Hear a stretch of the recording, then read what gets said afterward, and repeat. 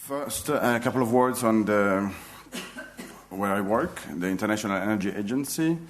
So the agency was founded in the 70s to deal with oil crisis, and it's an international intergovernmental organization, part of the OECD. The member countries are OECD countries that hold 90 days of stocks of petroleum products, strategic stocks. Over the course of 36 years, the agency developed and did not only focus on oil, but started to perform analysis, including, of course, energy diversification, and now more analysis focused on the reduction of greenhouse gases. I personally work in an office called Energy Technology Office, which is in charge of illustrating scenarios for reducing greenhouse gas emissions from here to 2050.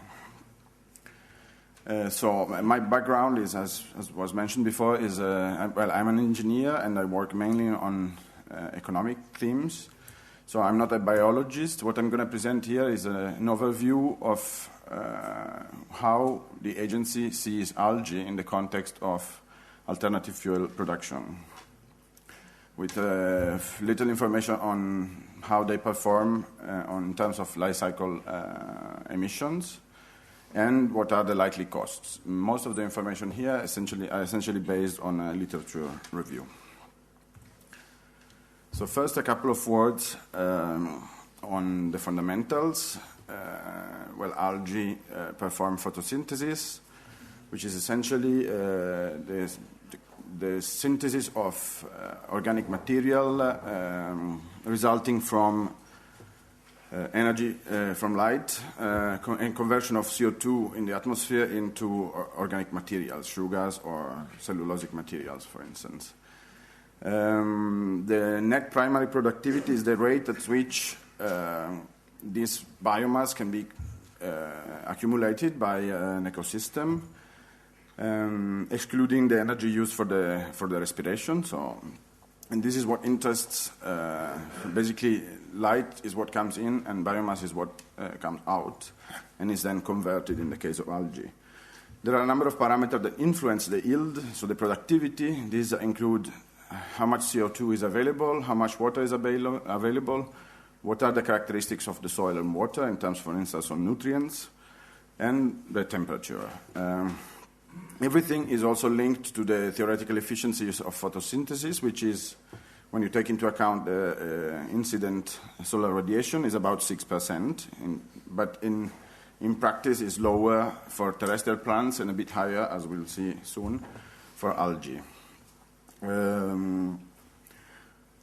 This is a graph that shows on the x-axis the photosynthetically active radiation, which is essentially a proxy for light and energy in light, and on the y-axis, the biomass yield. So the orange curves illustrate how, when you increase the light, so the radiation, you also get an increased rate of biomass production. There is a level of saturation of light, so beyond a certain point, this increase is not any longer taking place, and there is also an effect of related to CO2 concentration in the atmosphere. This is important in the case of algae because, for instance, one advantage of algae cultivated in photobioreactor is the fact that they can be grown in a CO2-rich atmosphere, which essentially allows one to move from one curve to another vertically. So it increases the amount of biomass that can be produced with a given amount of light. So the typical efficiencies of photosynthesis for terrestrial plants is about 1%. So this theoretical efficiency is 6%, but in reality the actual efficiency is lower. This is how efficiency of converting sunlight, basically. And the typical biomass yield for terrestrial plants is below 10 grams per square meters per day on average.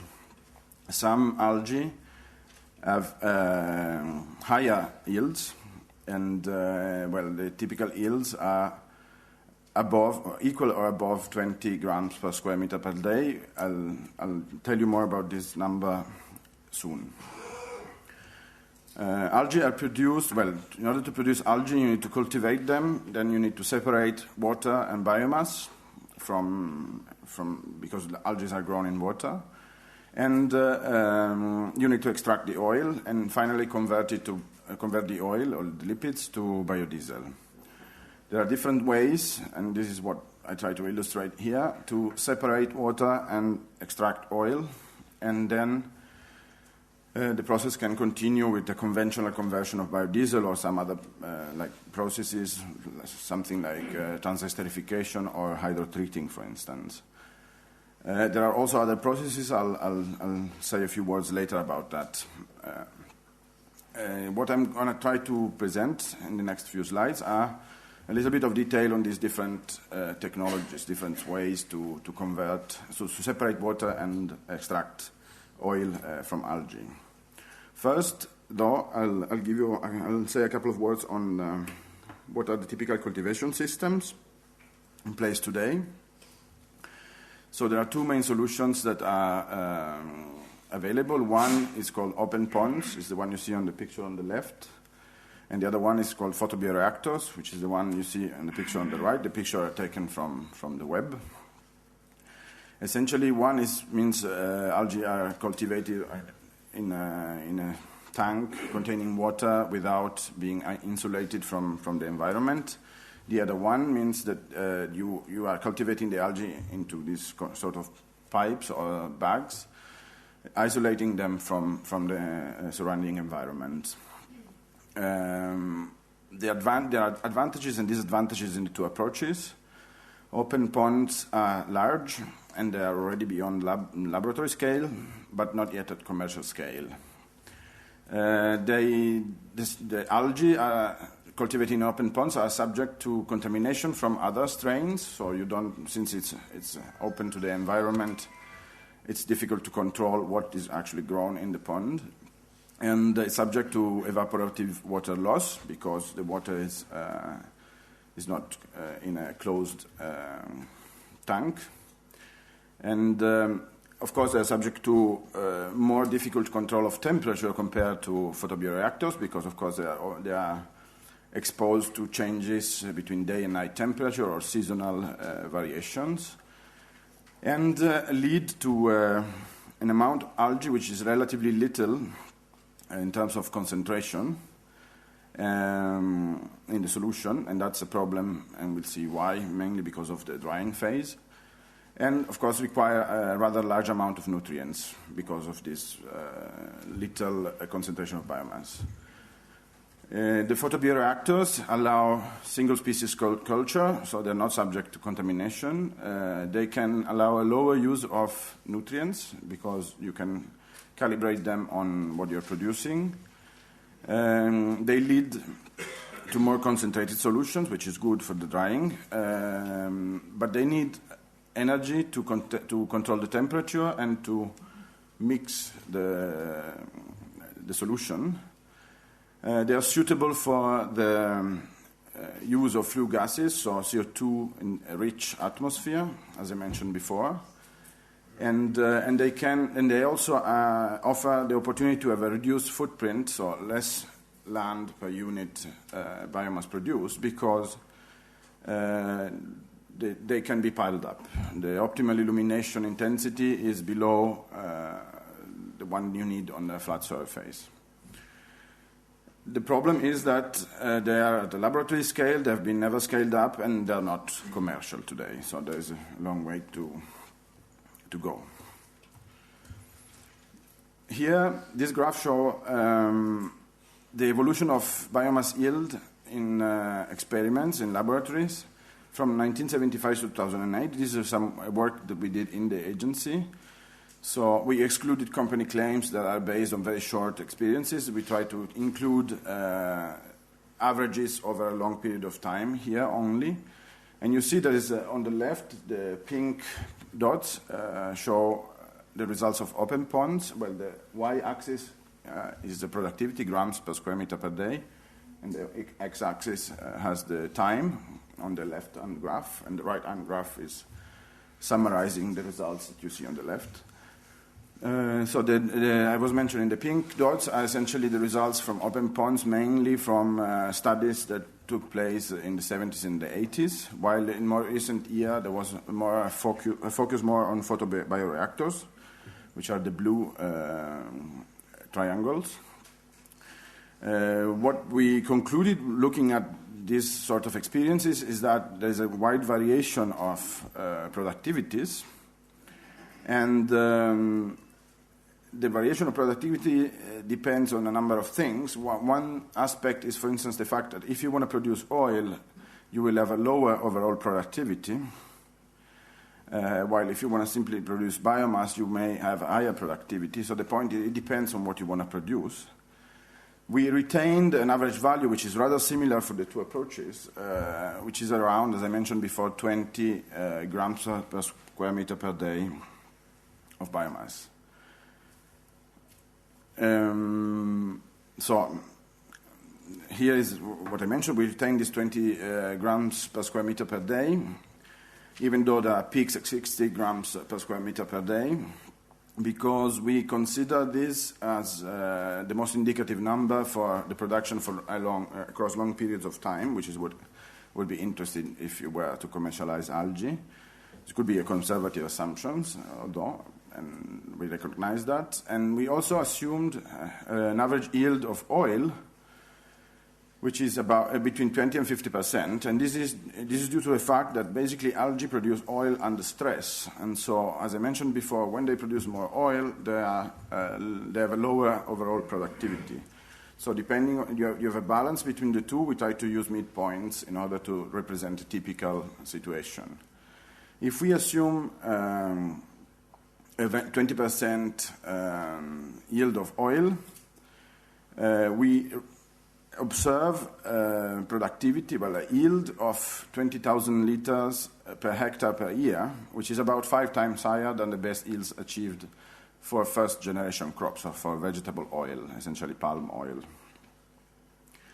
And this is an interesting point, meaning that essentially even by being conservative, algae look like very promising in terms of amount of oil produced per unit hectare, and they compare very well with respect to conventional biofuels, conventional first-generation biofuels. So as I mentioned before, algae are produced in a water-rich solution. Here, I'll try to go through the steps of the production of algae. So since they are in a water-rich solution, you need to separate the oily components from the water, and this is something that requires, either the mechanical disruption of the biomass and the usage of high temperature and high pressures, or the use of organic solvents.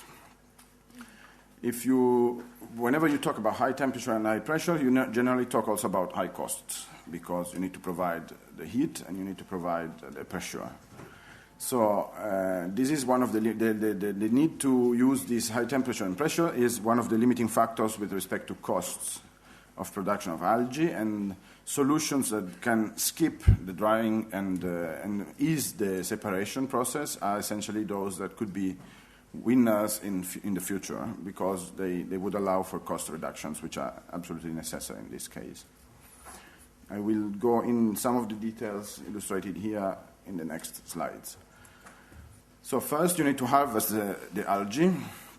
The process of harvesting involves 3 steps. One is called flocculation. Essentially, there are binding agents that bring the algae together in the solution. Then you can filtrate, reaching about a 3% concentration of biomass in water, and then you can centrifugate the algae, and this can destroy the cell wall and can ease or lead to a more difficult extraction of oils, depending on the case. And essentially, the centrifugation brings you to a 20% concentration of biomass in water, which is still too low to use solvents to separate the two phases, the oil from water.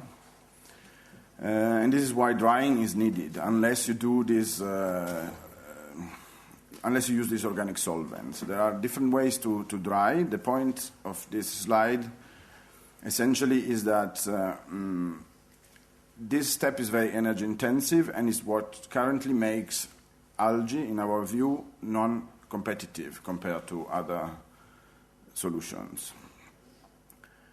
As I mentioned here, this step could require about 60% of the energy content of the algae themselves. So, of course, this is not viable. However, there are processes that allow to skip this drying phase that could be promising and could reduce the cost significantly.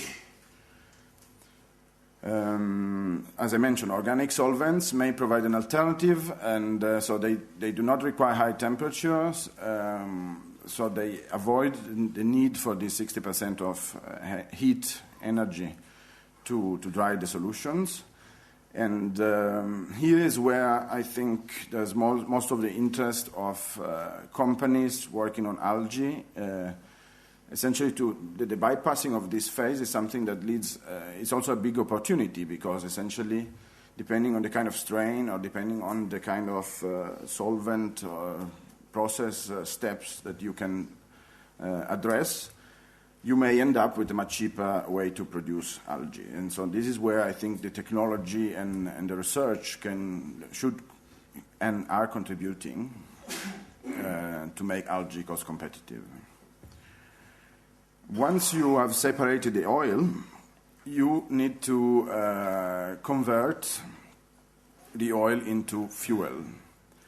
And so to do this, you can use conventional transformation processes.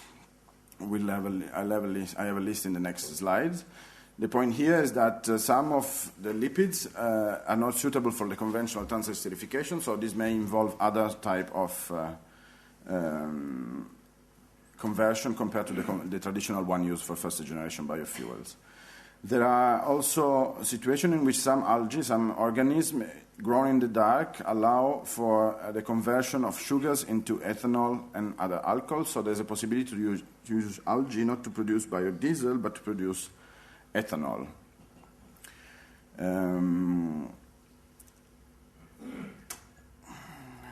That's it. Here is a list of the possible conversion technologies used once you have basically the biomass. This is more general. It's not only related to algae for biodiesel production, but is mainly related to algae for biomass production. And it's also, in the case of biogas, it also involves macroalgae, which are different from microalgae. But essentially, this is a summary of all the possible conversion processes for biomass into fuels. So these include pyrolysis or fast pyrolysis, Fischer-Tropsch, so biomass to liquid approaches, gasification, so anaerobic digestion, and transesterification. So these are the processes that are used. Well, transesterification is the typical process used for conventional biodiesel. Biogas is already produced from other agricultural products. Biomass to liquid is what is the process being identified as one of the key processes for second-generation biofuels leading to diesel fuels. And pyrolysis is a process that typically leads to something that can be either treated or either cracked into refined products, a sort of biomass oil. Okay. So all these are processes that are well known and used for other type of conversions, and they could also be applied to the case of algae once the biomass has been extracted or once the oil has been extracted. Life cycle. So we try to look at all this and put it in a context in order to understand whether the production of algae would lead to more or less greenhouse gas emissions compared to gasoline or diesel. And, well, what we discovered is that the cultivation phase and the drying phase are extremely relevant. The cultivation phase because you need nutrients and you need to you need a certain amount of electricity to steer the water, and the drying phase because of the heat required in order to get rid of the water. So these two phases are very important if you look at the life cycle analysis, and optimizing them is a key in order to reduce the life cycle greenhouse gas emissions of algae production. We have approached the life cycle analysis considering 3 cases, illustrated in the table on the left. There's a base case, which is a more pessimistic one. There's an intermediate case called dry path, and there's a more optimistic case called wet path. In the first case, there is no use of residues of extraction and esterification. It's essentially everything, all the energy needed, all the nutrients needed that come from outside. In the third case, the most optimistic one, you have residues that are being used for biogas generation through anaerobic digestion, providing heat and power generation, for instance. So there is a recycling of part of the biomass that provides heat. Some nitrogen is recovered and reused, so there is some kind of recycle also of the nutrients. And the glycerol resulting from transesterification, which is a process we assume to be used as a last step, is used for heat as well. The bars of the 2 graphs here identify the results. The results are shown in couples. The first couple, second couple, third couple refer. The left bar refers to open ponds. The right bar refers to photobioreactors. The top graph shows the energy balance of the different pathways, and the bottom graph shows the greenhouse gas balance. The energy balance, as you can see, is worse. Well, here you have a comparative values for gasoline or petroleum fuels. Well, the end result, the summary result is that in the case of the wet path, you can reduce by roughly 50% the life cycle greenhouse gases emissions if you produce algae compared to conventional fuels, which is a value that is roughly comparable with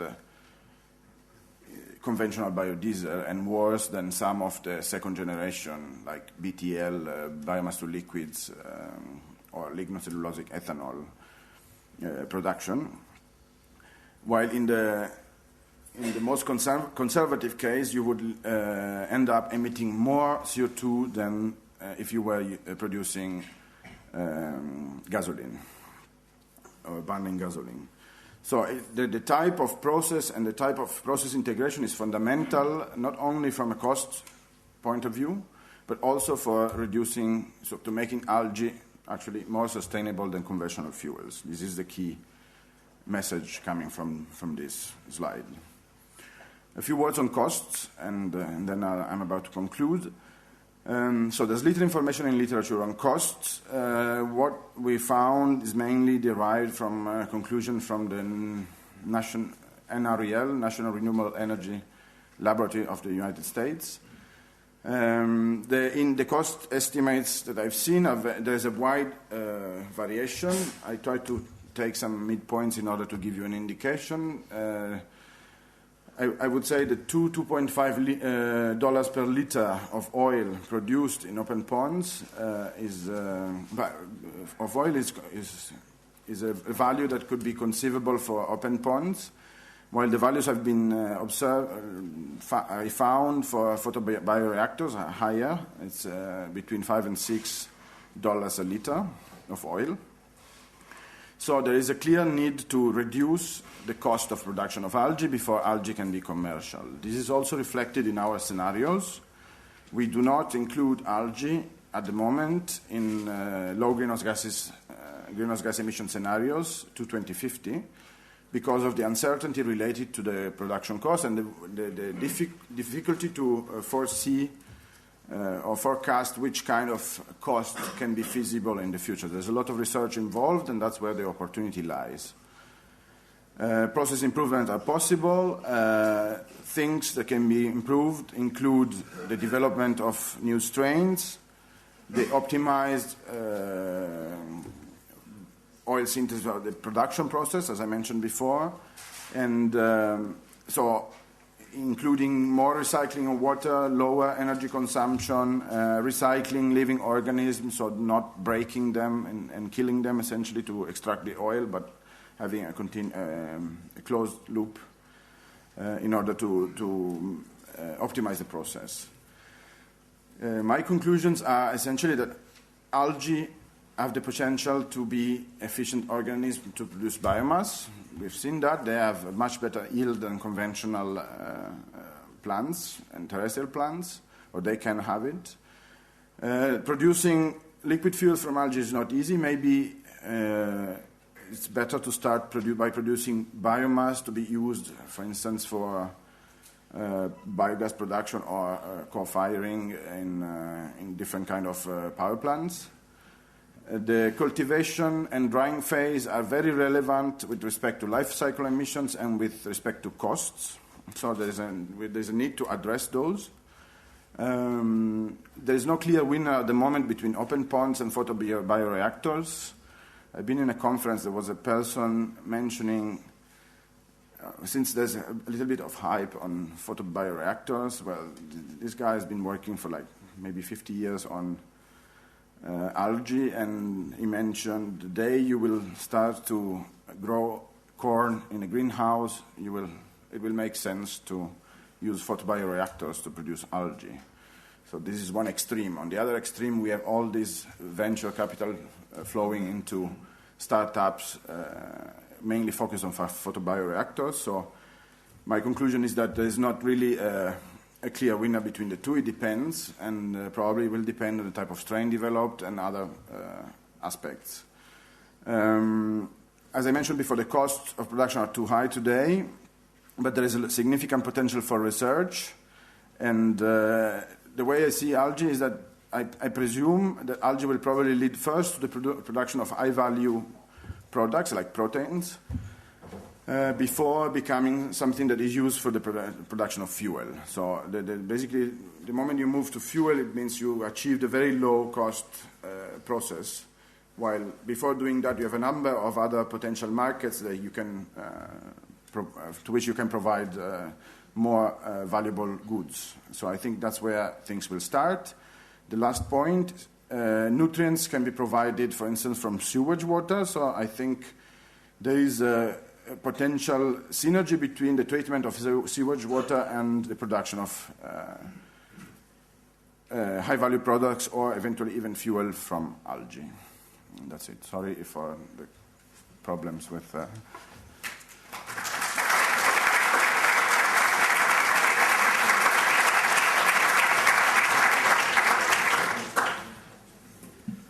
Muchas gracias, Pierpaolo. Bueno, Pierpaolo nos ha dado... Pierpaolo nos ha dado un review bastante amplio sobre un montón de cuestiones. Simplemente como repaso, antes de pasar al turno de preguntas, se han hablado de producciones en términos de gramo, metro cuadrado, día, comparando esos máximos de microalgas que llegaban hasta los 55 o 60 frente a los 10 de cultivos terrestres, sacando al menos una media de más de 20 respecto a estos que comentaba de cultivos terrestres. Se ha hablado también del aprovechamiento de esa materia prima, pudiendo llegar hasta un 90% del mismo. Se ha hablado de las diferentes tecnologías en sistemas abiertos o en fotobioreactores. Se ha hablado de ciclo de vida, haciendo ese análisis entre emisiones de CO2 y energía necesaria o energía obtenida, y sobre todo de costes, los $2,5 por litro o los 5 o 6 por litro, diferenciando entre ciclo abierto o fotobioreactores. Aplicaciones previas como las proteínas o la biomasa. Preguntas para Pierpaolo.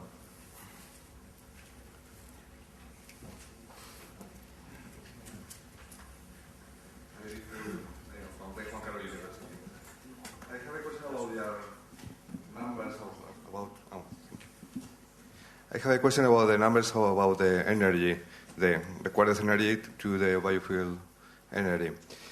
It's almost 3 times the required energy to produce the 1 megajoule of biofuel. But which is this number for a crop, for rapeseed or for any other crop? Is similar? Is much lower? No, for rapeseed it's lower, I would say, because you don't, I mean, the amount of energy you consume in rapeseed, I mean, most of the energy, but it's, but the last bit, the conversion, you don't need so much energy. You already have the oil. What you need energy for is the production of nutrients, for instance. So you need natural gas to produce fertilizers that you would use. I don't know. I don't remember exactly, but I can get back to you with some results of life cycle analysis for rapeseed in order to compare directly in those terms. I'm more used to compare greenhouse gases emissions, to be honest. There's also another aspect. Many of these life cycle analyses only look at the fossil energy you need, while I think it's more interesting to look at the energy, the total amount of energy required. But in order to give you a detailed answer, I need some notes. I can't really recall. Okay, thank you.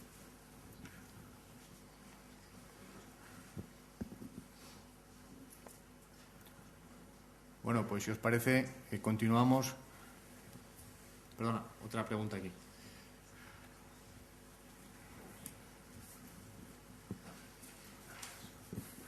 Álvaro, de CEPSA.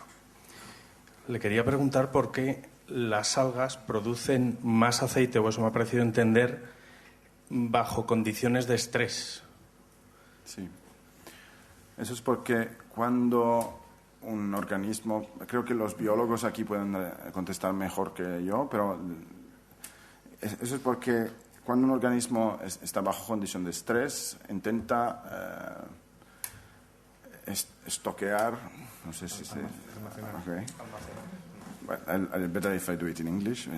It tries to stock energy to survive longer, essentially. So there is a biological process that essentially leads to an increased production of oils, which is a way to stock energy to